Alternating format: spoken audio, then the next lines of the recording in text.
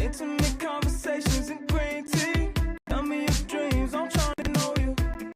Searching for sunsets in the seven seas. Come see the mountains with me in California.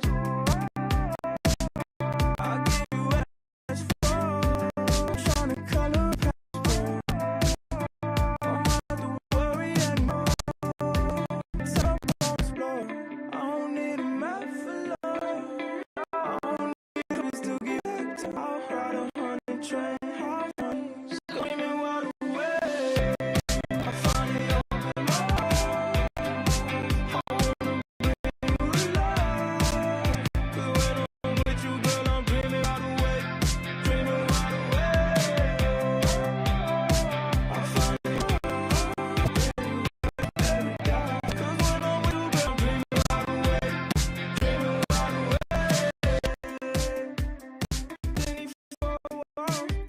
What is going on, people? Happy Monday. You have made it to Afternoon Betspresso, part of the Betting News Network, powered by our lovely sponsors at Bet Online. You guys, you know the drill. Click that QR code right next to my big old head and get some funds in your account for the wild week we have ahead of us. Because, Danny, we have real football, college football week one, tons of games on the slate, along with baseball still going on. We got a full week of WNBA, along with plenty of other sports to bet on. So click that QR code, get some funds in your account so you can partake in that. Nate Horner here, joined by Danny Burke. Danny, happy Monday, sir. How we doing?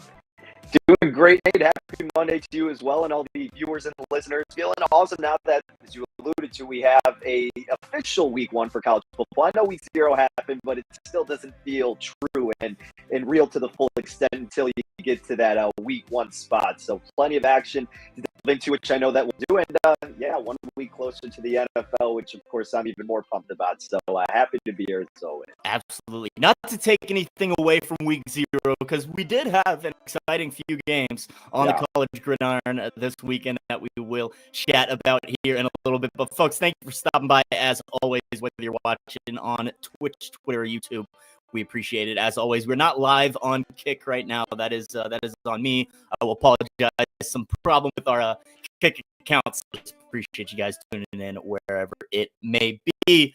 Danny, so the NFL preseason has wrapped up. We've got to wait 10 days now, I believe, 10 days before the start of the season on Thursday night.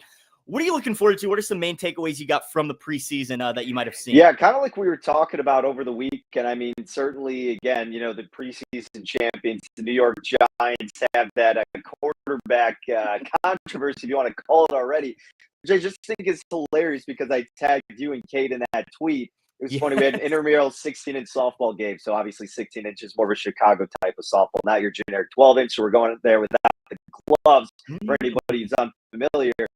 Nevertheless, you know, we have the local bar that we'll either go to before or after, and we went after for this game. And I see on the TV that they're showing highlights from that Giants game, and then they have that tag where it's like, is Jackson Dart the best option for the Giants to win, or whatever the hell it was, you know? But it just cracked me up because we were literally talking about that. And it's kind of like part of our assessment. We've talked about the Giants win total under, where it's like, yeah, Russell Wilson's going to start. But the schedule is tough those first 4 games. So they could very realistically go 0-4. And then there's the quarterback controversy, because then you have Jameis Winston, who's very electric, but also very dangerous out there and turns the ball over. Then you have Jackson Dart, who now looked great in the preseason as a rookie. Dable with his seat potentially on fire. Which one does he go to? And it's already happening. So that's kind of the biggest takeaway for me, just how hysterical it is that these narratives get going right away. Yeah, you know, outside of that, it was nothing too crazy. I just think, you know, it's pretty much what you expected. I think it was good to see some of these teams play more of their starters more consistently, like the Bengals, for example, a team that notoriously had not played Burrow, and they were like the worst team in those first 3 spots, however long that streak was, and then they finally got him some action. So I think it's good to see a lot of teams adapting that strategy as well. Yeah, no doubt about it. And yeah, you got to tip your cap to the Giants. 3-0 in the preseason. Congrats to them. Super Bowl champs in the preseason. One of 4 teams to win all 3 of their preseason games, along with the Ravens, the Broncos, and then the Cleveland Browns also won all 3 of their preseason games as well. That QB room is as messy as it gets as well. We've talked about that plenty on the show, but I have the same thinking regarding the Giants win total under as I do with my Browns win total under. Is okay, yeah, you're trotting Joe Flacco out there. How long is that going to last before you turn the keys over to one of these rookies? And again, Sanders looked good in the preseason. Dylan Gabriel looked decent as well, but whether they're capable of controlling an entire NFL offense for 17 games, I don't really think so. So should be rough seasons for both of those teams. What did you, by the way, really quick, Nate, because I know that you have this, vested interest in the Browns. What did you make of the battle between Gabriel and Sanders, and what do you expect if it's, departing from Flacco? Who do you give the edge to right now? Dude, I mean, I think you give it to Sanders regardless. You could argue that he maybe had a bit of a better preseason too than Gabriel did, but the main thinking is, Sanders is going to get butts in seats. If you announce him as the starter, boom, ticket prices through the roof. You're going to sell out that game wherever it may be.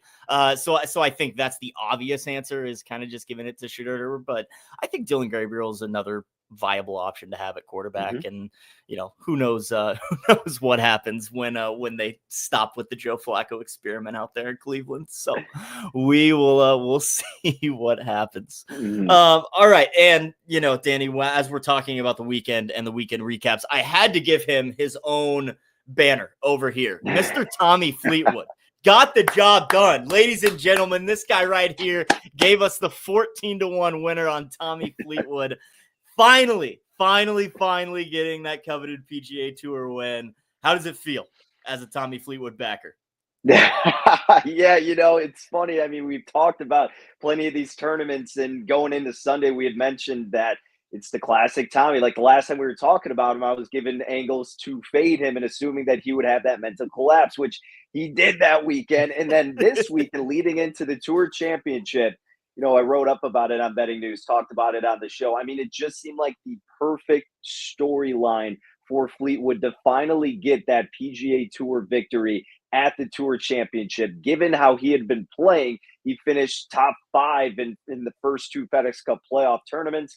And on paper, he just matched up so well for this course that if you took everything out from what you knew about him and how he had those collapses on Sunday, you'd be going, yeah, why the hell wouldn't I be betting this guy? And at 14-1, obviously, still really great odds, but the field was narrowed down to 30 players, so it's a little bit shorter because of how dwindled it was. Doesn't matter. The dude went, 18 under, and it was great. And to be honest, Shaggy, again, like anytime people have been on him or watching him, like you have that fear that he's going to collapse. And you really didn't get that from him on Sunday. I mean, Scotty cut it close, but then he had like the double bogey immediately after he was about a shot behind. So that was pretty much the signal for at least me watching going, yeah, Tommy's going to close this out. So that was great to be able to cash that, and hopefully some other people were too. And then Russell Henley was another guy that I gave out who finished tied second. He was 15 under. We had top 10s on both Fleetwood and Henley as well.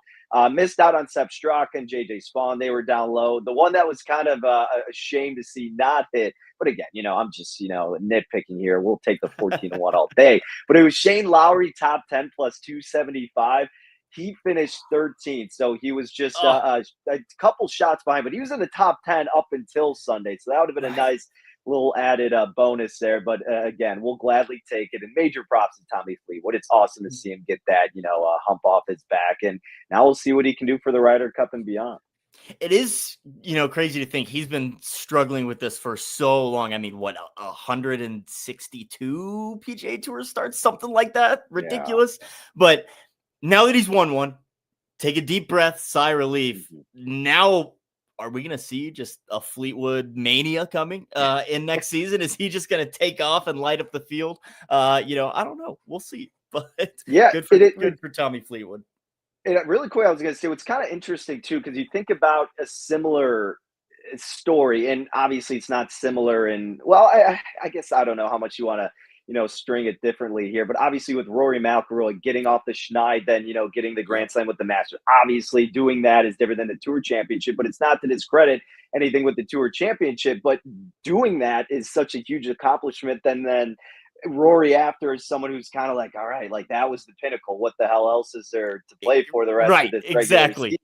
So I think it's almost a benefit for Fleetwood to have that happen at the end of the year. And then you have that whole off season to kind of let that marinate. Whereas with Rory, it was like, no, that was my goal this year. I did it. We're chilling. So yeah, I think that's a little bit of a difference there. And in the long run will be better for Fleetwood. So yeah, I think, it's going to be a lot better for him, no doubt.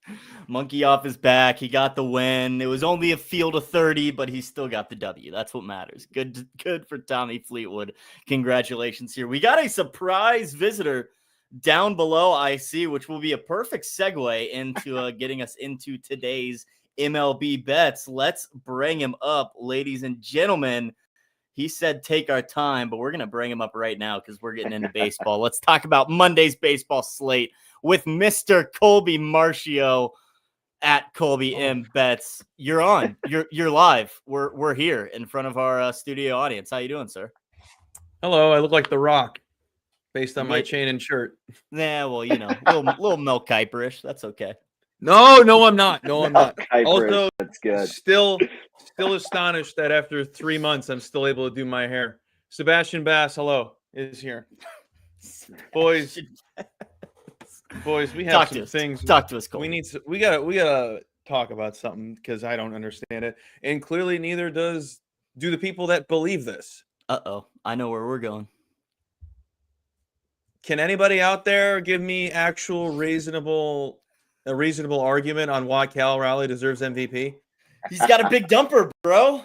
He hits a lot of home runs, dude. If anyone listening was part of the chirps last night, I was just dying for some reasonable explanations on why you believe so. Telling me that I should go play catcher is the laziest take of all time.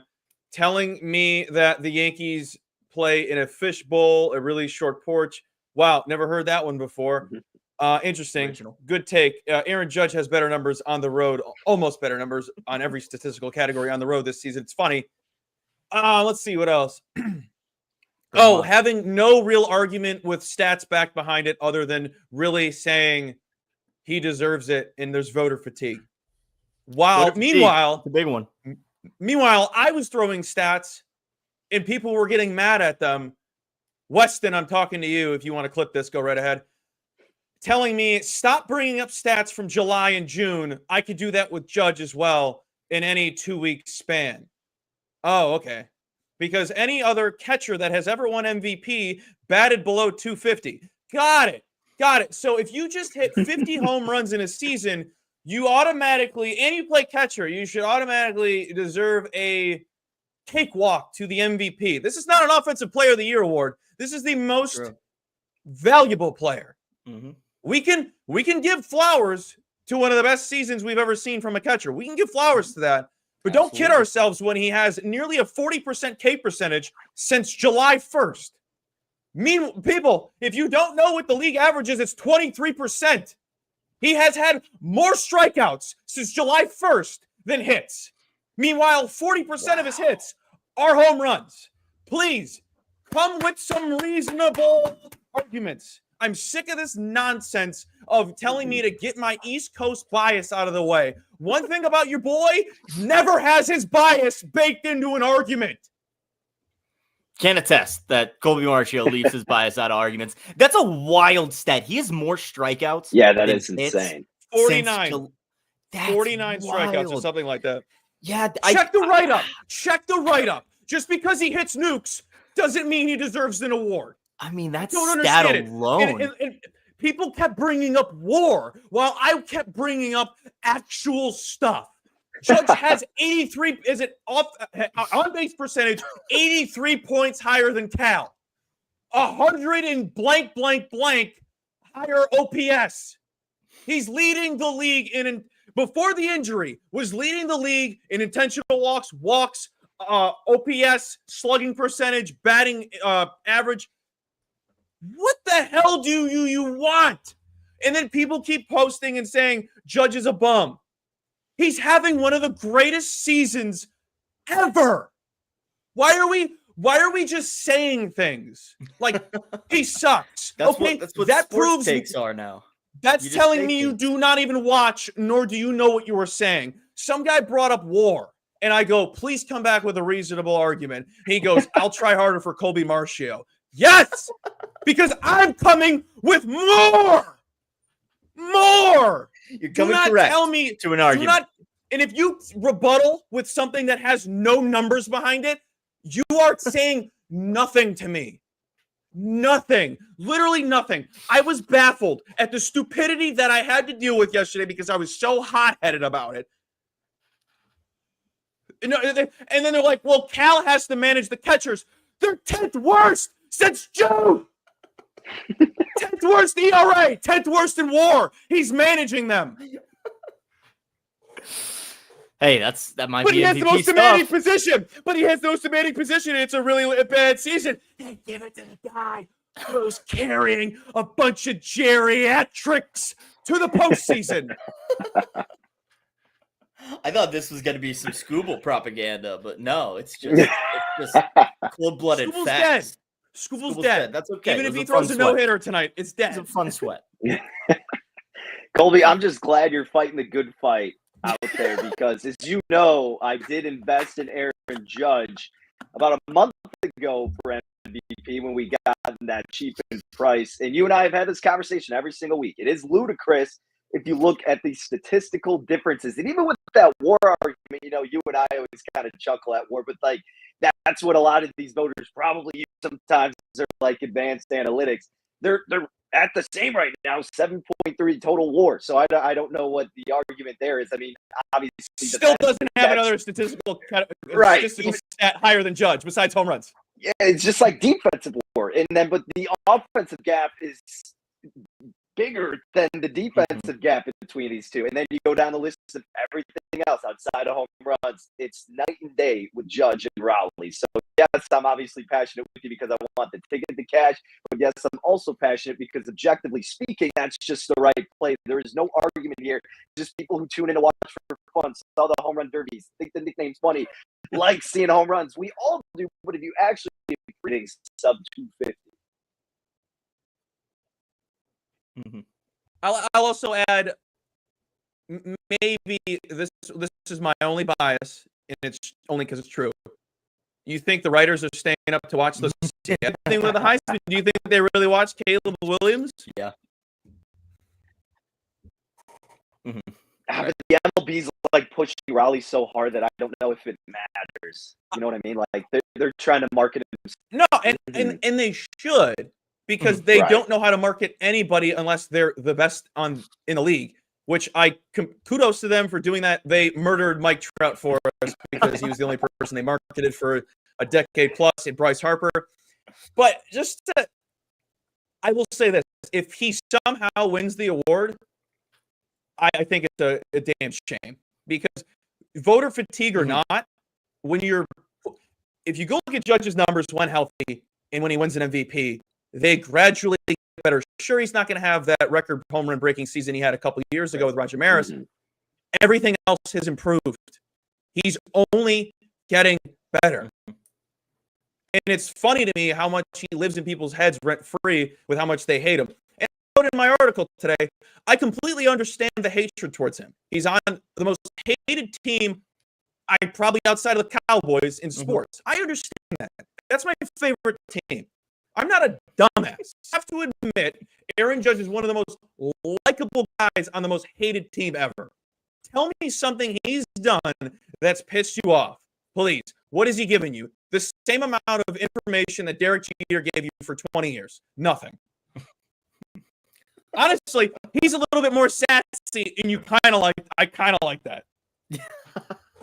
Hey, Aaron Judge, it's tough to have a personality when you're, 6'7", when you're the 300 captain pounds. of the biggest franchise in sports, you really can't show your personality. You have to be a hockey player. Yeah, 100%. But hey, he does it well. He does it well, Mr. Aaron Judge. Oh, thank you guys for giving me that. Hey, of course, man. You're I've been boiling all day. boiling all day. But yeah, if you want you to needed play, to get it out. You needed to get Now it that out. we got that out of the appreciate way, it. why don't you tell us what you're passionate about today? What's funny is I'm gonna have to rattle off what I recall because I didn't write any of it down because I was worried I didn't have time. So, but the funny thing is, didn't write any of that Cal Raleigh stuff, and I still No, remember yeah, all you that got it. You because rattled through it. Good. Loved it. 36%. If you guys just go for the people, Shax, you put it in the chat, the MVP right up. Oh yeah, I got you. This isn't even a humble brag with me writing it. It's just go look at the stats that I was able to churn out because they're honestly really cool. Really cool. They're so cool. Same thing with the Red Sox Orioles one. I'm about to talk about in a second because is it Sagano? Whatever. I'm just gonna say Sagano. Sagano is low, but his expected ERA is in the 5s over his last couple starts. Opponents are bad. Opponents have an expected batting average of like 350 plus. They should be demolishing him, which is why we're on the Red Sox first 5 team total over 2.5 today. The Red Sox are also one of the better teams on the road against right-handed pitchers on the season. I believe they're second in almost every category that I typically rattle off. If you're new here, just know they're good. I'm not going to rattle off WRC plus OPS, ISO, hard contact, barrel percentage, whatever. Anywho, I think it's a really good spot for them. If you want to get the narrative out of the way, they just lost on Sunday night, missing the sweep on the Yankees for the first time in the Bronx in over 100 years, it feels like. I think it was like 50s or before that. And one of them are better teams in the first 5 terms of scoring. It doesn't even matter where they're at. They're averaging over 2.5 in the. I think it's plus 105, so that's even spicier. We're getting the fun sweat. When it comes to the first 5s, and I'm on it, this isn't me bragging about my knowledge of the bet. It's just when I'm on it, I typically think it's a misprice. Because if I like it, it probably shouldn't be plus money. You know what I mean? But I get it. Sagano has had a very good ERA over the past couple games. But everything else is saying it's a false dominance, is what I wrote in my article today. And then we're also on the Tigers' first 5 team total over minus 110 at 2.5. Taking on JT Ginn. Sorry, JT Ginn. I was flipping it when I was writing. JT Ginn, who has been brutal. Let's just sum it up. Brutal. The Tigers' bats are finally waking up. They're one of the more, they're like top 10 in those typical stats that I rattle up. But pardon me for not writing any of this down. But you can go check the write-ups out or check the write-ups up. Check the write-ups out. Excuse me, can't even talk. Check the write-ups out over at Betting News. I wrote it all out. And I think they're finding their groove once again. And I think this is another great spot. Plus, they're in Sacktown. It's usually a great spot to back any offense, especially one that you like.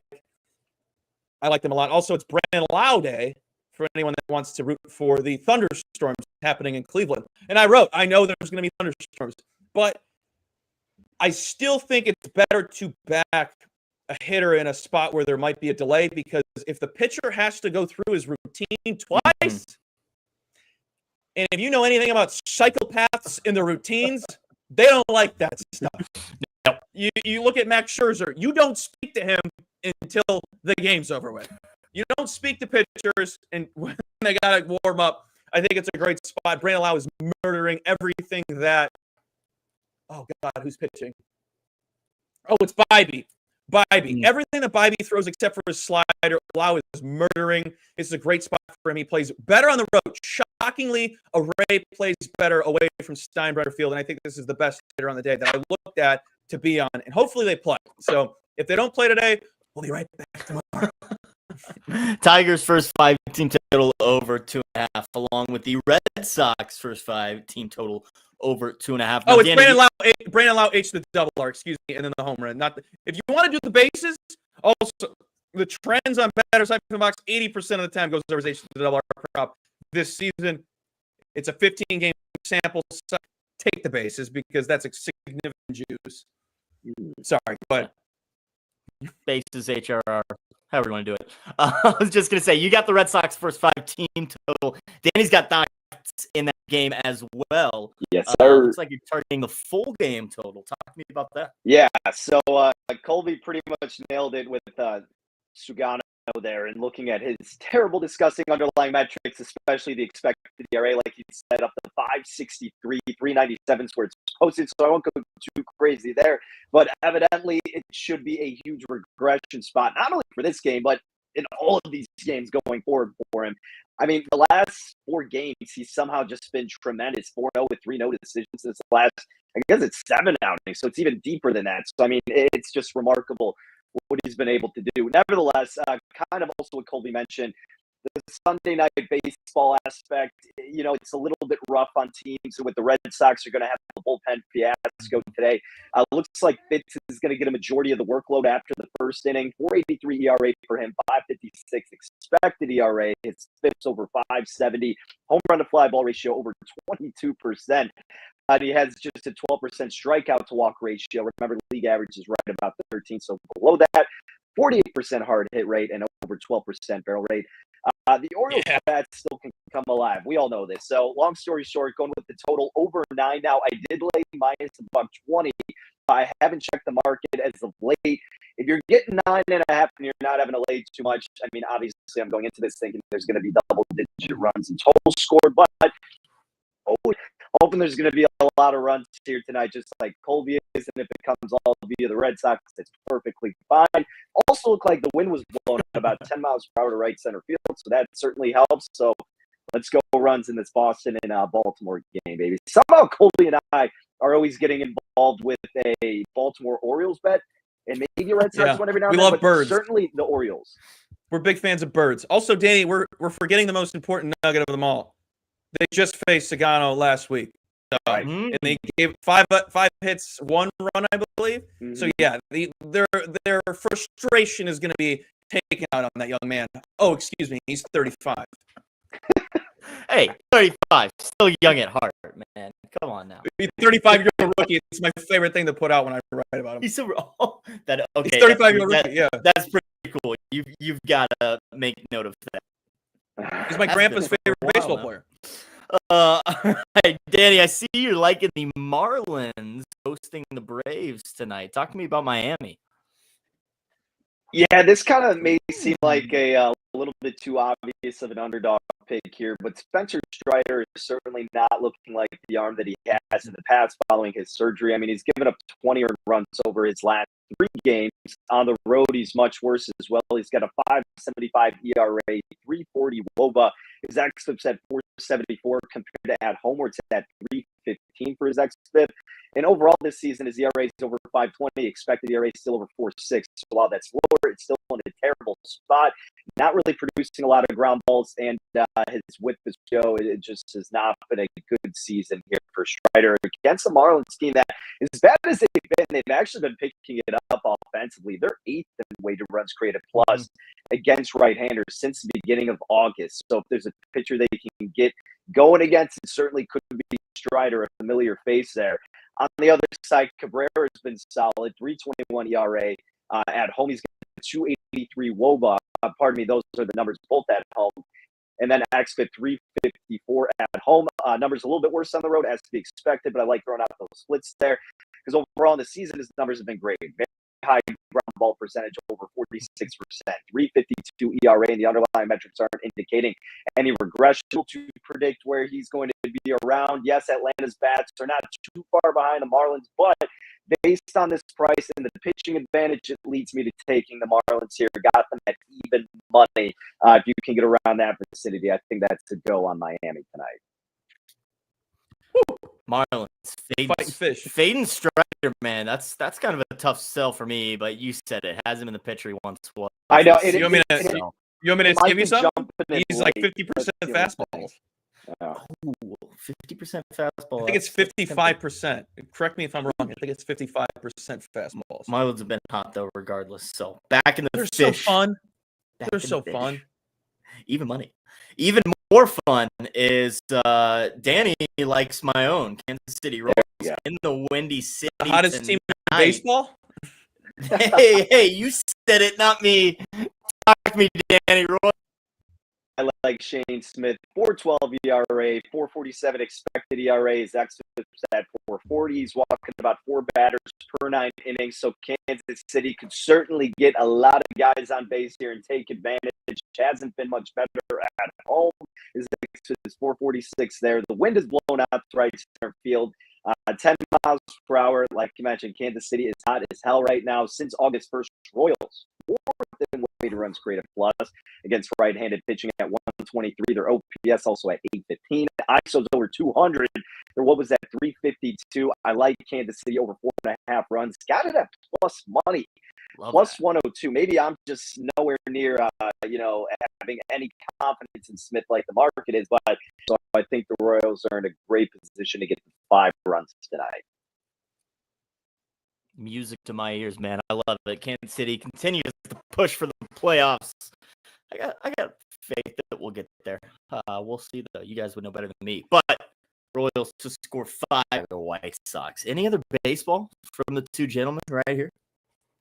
Vinny Pasquantino, Player of the Week. Oh, yeah? Is that official, or is that just in Colby's heart? Or did you not see what he just put up last week? No, I saw what he was doing. He's been a wrecking ball recently. Jeez, that's how I imagine him. That's how I imagine his game to be every year. We saw they had the Royals had a big fantasy football draft last night that he was getting all dressed up for. He's the commissioner, so I just know his mom makes a sloppy beef sandwich. Probably the best thing ever. Colby, how thrilled would you be if the Royals overtook the Mariners in the Yankees winning or making it to the World Series? 2 weeks ago, I got to interview the Keith Law from The Athletic, and I told him, Keith, you know, I'm not the smartest man, but I believe thoroughly that the Mariners are playing above their means. And he goes, really? Mm-hmm. I have them coming out of the AL. And I went, that's why I'm asking the questions. So to answer yours, Danny, would make my whole life. I might cry. Also, I'm sweating out their open, but they'll probably end with 86 wins, and I will come up 1.5 games short. So that'll suck. Is that your win total is 85? 84. Is it the 2.5 or is it 1? I should have just said 2. There's 70 and 61 right now. 70 and 61 right now are the Seattle Mariners. Yeah, they're 15 wins away from breaking my heart. Okay, well, let's hope that doesn't happen then. But the Rays are doing just fine. That's all I care about, really. Go Tampa Bay. No wins. No wins. Sorry. Wins. They're doing just fine. Rays are 63, 63 and 67. Yeah, we're just fine. I got them at 86. Oh yeah. Can they? Have you already cashed that? No, there's still enough there. There's still 40 games. They would have to win every game. Every game. That's basically in your pocket. Yeah. All right, switching gears, gentlemen, to college football. Talking a little about week 0. And Colby, I'll just start with you since you're here with us. What are your biggest takeaways from what we saw over in Double? Over should have hit. Yeah, that was tough. I was gonna try to not bring it up, but I had to. We had to recap the game. And I cashed. I'd still be like, they really should have went for the mercy. You know what? It would have never happened. If I was on the under, they would have went for it, and they would have went for the mercy throat kill. So I'm gonna stand on the hill that I put myself on Saturday is go for the kill shot. It's a rivalry game. Put some respect on your school and put your foot on their throat. Disrespect, you're going to need an inch away to get the over. That was soft. It felt soft. How are you trying to sell the sport of football to an international crowd when you're pulling that crap? It was ridiculous. That's a I'd like very just good. give them the touch. At that Sure. point, let them score, give K-State the ball, and see if they can somehow figure out 10 points in a minute 40. I mean, Yeah, like make it an actual like shootout or like possibility of having Yeah, OT. That was so lame. And also, what were the percentages on that lining up? Timeouts. All you got to do is let the clock run out till the 2-minute warning, and then the Right. game was over. Mhm. That was honestly the lamest ending to any movie I've ever watched. That was. I think of a bad ending, but that movie sucked. A very exciting opening act, though. We saw the ball just Mhm. flip hands. I had a several disgusting times in the text first message few from my friend Nate. possessions. Yeah, we don't need to talk about that. Oh my We can god. stay in the text messages. I will admit, you're also not the only friend of mine that got that text. I made good use of that joke. Let me tell you. but yeah, I mean, a lot of fumbles, a lot of 4-2-21 in Dublin. Great fourth quarter. I'll say that. Thank God the fourth quarter was out to one. It was kind of cool. And then we're still on this. I'm not going to jump to the other game, but go ahead. Sorry, but someone else has to speak. I got nothing else. That's all I got out of the game in Ireland. It was entertaining. I will say that for all football fans. So an exciting way to kick off the summer. I think the rivalry games need to stay on campus. I think that's one of the beauties of college football. And I know, Iowa State, K-State definitely a rivalry. Maybe they don't view it like K-State and KU do, but it's still Farmageddon in my eyes, one of the longest standing rivalries. So having it in Ireland kind of but it is what it is. I had to live with it. Colby, you had other State thoughts? with a bunch of exclamation points and then parentheses on which team was doing something. That I loved. I had a feeling you enjoyed that. No, bit. nobody else That was right up your appreciated it, alley. but whatever. I was gonna say, Hey, I was liking them. I was enjoying them. yeah, you were. I think the Hawaii game was kind of cool. We thought we lost our That was a boy decent game. Alejandro, Yeah. but and then he limped for the whole game, and somehow they drove him down the field to get a game-winning field goal.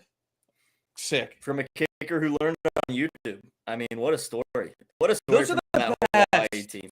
Those are the best stories. Went to Some random dude, right? Yeah. From Japan, went to some random JUCO in Hawaii or in Ohio, I believe. Before going to Hawaii, learning to kick off YouTube, and now he's the story of week 0. Everyone's talking about him. So congrats to that kid. Cool stuff. Exciting 5 games. Football. I could not find the channel for Hawaii. That was my biggest gripe. You were texting me about that actually. I didn't watch the game. I didn't watch the game. I could not find it unless I illegally streamed it, and I wasn't doing that from my phone. Yeah. So Smart. I was livid. I was like, we literally have every streaming service and DirecTV. Why can't I not? So you don't have YouTube TV then. So that's like the one nice thing is that after you watch enough sports, then it just recommends it to you. Yeah, exactly. It's like here's the sports. Yeah, it's like they're right here's what there. you're gonna want to Clicks gamble away. on next. Yeah. I think it's so expensive. I'm like, I'll just wait until I really need to get it because I think it's like 3 months. It's $50, $30 off, or whatever. I'll do that. I'll sign up where there's a good 3-month span for me to a nice deal that they're throwing out. Yeah, that's the way to go. I always just cancel until they send me some sort of discount of, oh no, don't go. We'll give you this much money off, and it's the way to go. We live in. I have 7,000 emails getting my week free trial on all these different sites. That's for sure. But got to write it off on your taxes. Yeah, exactly right. All right. Speaking of week 1, there's a lot of good college football on the slate. And it's getting started early. Thursday night, actually. The Nebraska Cornhuskers taking on the Cincinnati Bearcats in Arrowhead. Colby, you out of here? I got to go. All right, get out of here, brother. Appreciate you stopping by feeding the kids. I'll see Letters getting started against the Bearcats at Arrowhead Stadium on Thursday night. Talk to me about the Big Red football. Where are hopes? Where are expectations? Dylan Raiola, sophomore season. What are we thinking going into this year? So I try my best to find an excuse not to bet on Nebraska in whatever capacity it may be. It's a fan. It's already putting through enough turmoil. Already raises my blood pressure, having me lose hair. All of that enough every single season since I've been affiliated with them back in 2014. It has just been a nightmare. As I always say, I think the worst combination of a football fan is what I currently am, and that's a Nebraska Cornhuskers fan and a Chicago Bears fan. Yeah. It's rough. That's a rough 1-2 punch. And with all of that being said, naturally, I'm on Nebraska over 7.5 wins this season, Shaggy. So, of course, I am. Okay. But here's the thing. The schedule is so damn favorable for them. It would be remarkable if they somehow do not get to 8 wins. They should actually be able to get to 9 wins. So it's like 8 should be no problem. Now, there's an asterisk next to that because it should be no problem for any other team. But the reason why they're getting over outside of the schedule, Matt Rule year 3, turn Baylor around, turn Temple around, Dylan Raiola year 2, now with a steady offensive coordinator and Holgerson who came through midway last year. And they did get better, then they flatlined, but now you've had a whole offseason to prepare, pardon me. And they actually have skill pieces around Raiola, whereas last year they were certainly slacking that department. Defensively, they did lose some pieces, but they still should be able to have a pretty sturdy defensive group. And again, like their hardest game is going on the road against Penn State. Sure, that's a loss. And I think it's week 4, you host Michigan. You could lose that one, but it's probably going to be closer than a lot of people. That's still a 50-50 spot, and maybe throw in one more, and those are 50-50 games, and that brings it to 8 still with those 4 losses. So, again, they should easily be getting to 8 wins, and I did lay, I forgot how much it was, maybe like minus 130, 140 on over 7.5 win Shaggy, but certainly love that angle. And I know you got a strong angle for this week. One spot I will be staying away because I'm just going to be watching. Again, it's like on paper, yes, they should be worthy of a touchdown favorite for all of those reasons because Cincinnati is not set up as well since, Fickle departed had not been the same. But Raiola, who's, Mahomes Jr. going to that just terrifies me as a fan. Excited nonetheless, but you got to sell me on him. You got to sell me on him for this game. Hey, I'll try, man. Thursday night football at Arrowhead, but we're not talking Chiefs. We're talking Nebraska and Cincinnati. And I got to back the Mahomes impersonator in Mahomes' house. We're taking Nebraska minus the 6.5. A little bit less juice, minus 105. There's what we found, but I'm excited for Dylan Raiola year 2. I was very, very impressed with what we saw last year as a true freshman. Now, sure, the wheels fell off. You started out 5-1, I think, lost 5 of 6 down the stretch, but you got a bowl win. Skill players out wide out as well. Dane Key coming over from Kentucky, caught 40 plus passes in his last 2 years, going for at least 600 yards in each of those seasons. And then true freshman Niza Hunter coming over from California, caught 40 passes for nearly 600 yards and 5 touchdowns. So those two, I think, add to an offense that you got Emmett Johnson ready to step up as that lead back. He was already very, very efficient as the RB2 last year behind Dante Dowdell. Went for over 600 yards and a touchdown. Very efficient from receiving out of the backfield. Nearly 300 yards. The offense is there, and I think the offense is just ready to elevate. You mentioned about the defense loses some key pieces, but I think that Rule is definitely going to fill the right personnel to fill those gaps and keep the Huskers defense where we know it can be, which was top 20 last season in points allowed. As far as Cincinnati's defense, I really, really haven't been impressed with them. They were number 57th last year, giving up 30 points per game away from home, 95th in yards per passing attempt allowed as well. So their secondary may be an issue for the Bearcats, and I think Raiola's got the pieces to just pick it apart and score plenty of points. I like Cincinnati's pieces on offense as well. Brendan Sorsby, he's a good dual threat QB. You've got Tawi Walker coming in after his season last year at Wisconsin, but I think their opponent in shootouts. I think if they get into these shootouts, the defense isn't going to help. They're not going to be able to keep up, especially against a Raiola-led Huskers team. So I think a touchdown sounds about right. I like Nebraska to kind of run away with it a little bit more. I mean, just a statement win. Another narrative you can throw in there is this is probably going to be a home game for Nebraska, or at least like it. Lincoln, True. A lot closer to Kansas City than Cincinnati is. Given the Thursday night, that trip's much more doable for the Husker faithful. So more Nebraska fans there might feel more like a home game, and that just adds to Raiola's comfortability too. So in the house of the quarterback you so desperately want to be, go show out and get yourself a touchdown cover for the kids on week 1. So, and you mentioned it, this is a big game for Nebraska's win total itself. It's an easy schedule, but this is one you gotta have. Right. If you get this one, you've got 2 more cupcakes before you face Michigan, starting off 3-0 in non-conference play. I'll back them by a touchdown on Thursday evening. I like it. Yeah, I get under 7 and get that 6 in the hook, because you're definitely going to watch that with this Nebraska team, especially. You make a great point about the traveling. Yeah, it's not going to be a far drive. Nebraska fans travel exceptionally well in the first place, and not being that far is going to be a big incentive for them to go for the first spot this season. And here's a bet. I'm putting like the odds at minus like 500 for this.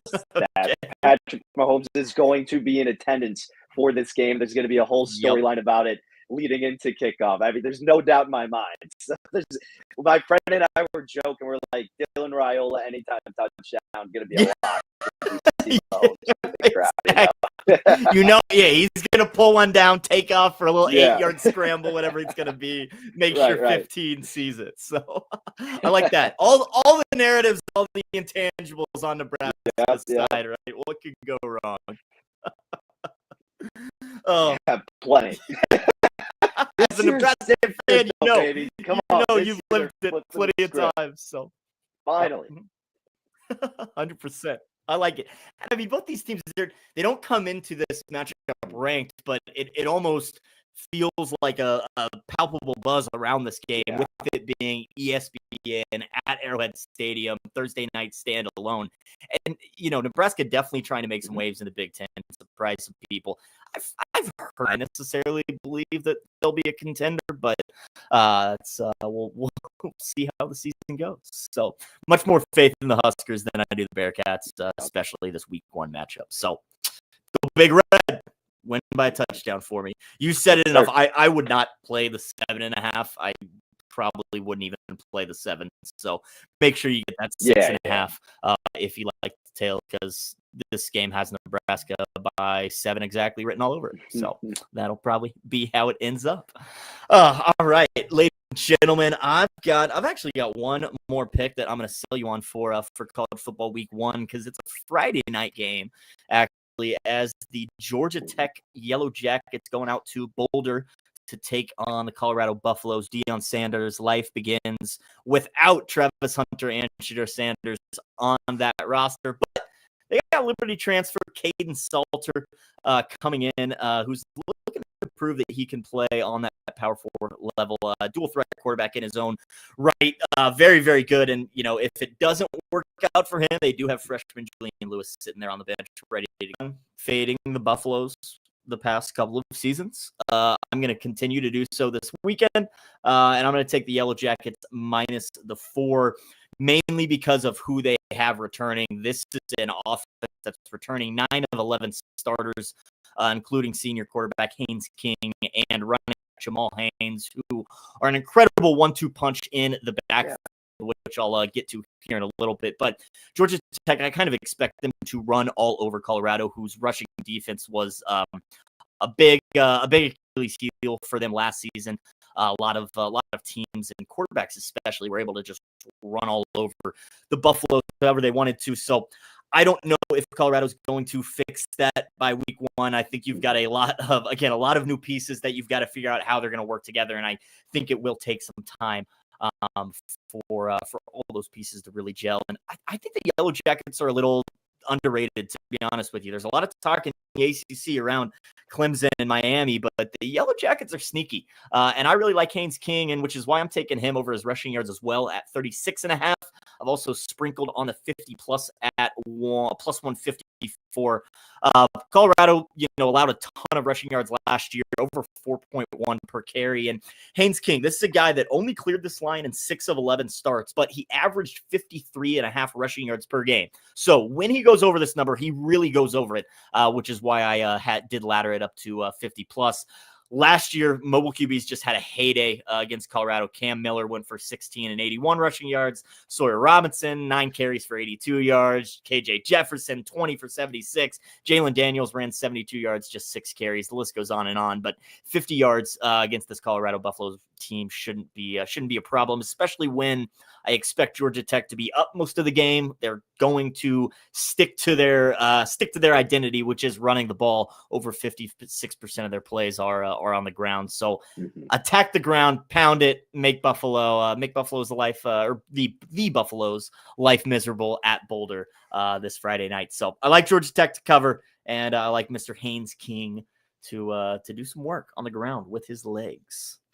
Yeah, I like that approach a lot, Nate, especially in the first week with that rushing prop. You think about offenses trying to, work out everything and get those routes down, their first live action. So it may lead to a bit more of improvising from the quarterback in King, who was a lot of fun to watch last year. You're right. I kind of forgot that he was coming back.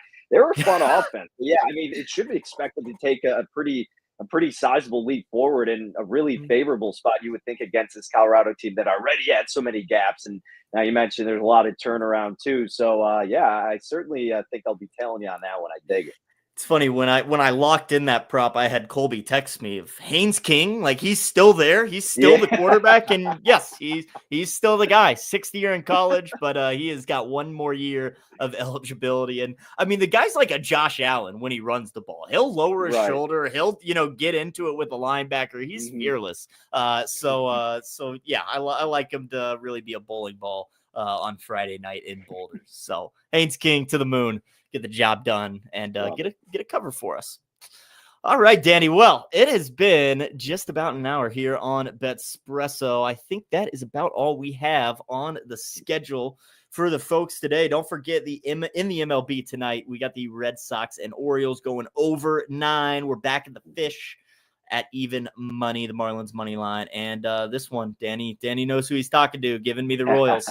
Team total over 4.5 for plus money. I'll definitely be tailing this one because it's, fading the White Sox too. It's plain and simple, right? That's just makes you money in the MLB. That's how it goes. That's right. So, all right. Love it, Danny. Appreciate you guys as always. Starting your Monday with some afternoon Betspresso. We got a double dip for you tomorrow. The pickoff will be live with Mr. Marcio and I believe Nanny Burke as well as the W will be live later tomorrow as well. And SPJ is back, people. Our Lord and Savior Daniel Collins will be back on the screen. I know you guys missed him over the weekend, but he will be back. Follow my man, Danny Burke, at Danny Burke 5 on X. Follow myself, Nate Hornung, at Shaggy_bets. We appreciate you guys as always. Check out everything we have to offer at bettingnews.com. Follow us on socials at Your Betting News for all of your sports betting needs. That is the show for you guys today on Monday. Danny, last time, any last words for the kids? Best luck to everybody out there. Get ready. College football week 1 officially here. We'll have plenty being dished out. I know Nate's already got some content out there, so make sure you follow this man. I know he's going to crush it this year. So super pumped, brother. Yes, sir. Looking forward to a big fall ahead of us. Getting started very, very soon. We appreciate you guys, as always, tuning in. We'll see you tomorrow. Enjoy your Monday evening. Have a good one. Peace. What you know about rolling down in the